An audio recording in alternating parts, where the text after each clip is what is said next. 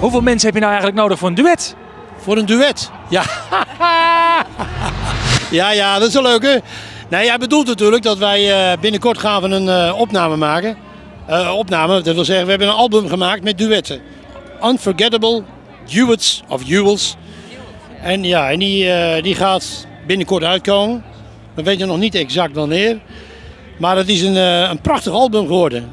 Nou, het is natuurlijk niet zo bijzonder, alleen het zijn bestaande liedjes. En het zijn trouwens wel hele mooie nummers hoor.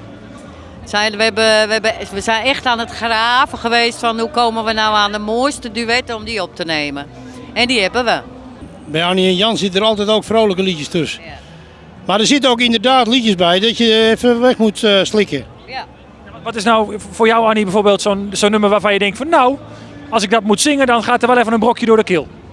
Nou, ik moet eerlijk, want ik heb van de week heb ik het nog even beluisterd en het waren er meer dan één. Dus, maar ik ga niet zeggen welke hoor.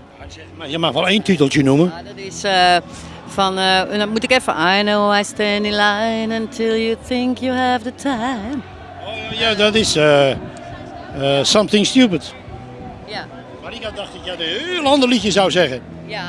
Ja, maar dit is één. Ik had er meer. Welke dacht jij dan? Straks weet iedereen alle liedjes al. Ja, dan vind ik het niet leuk meer.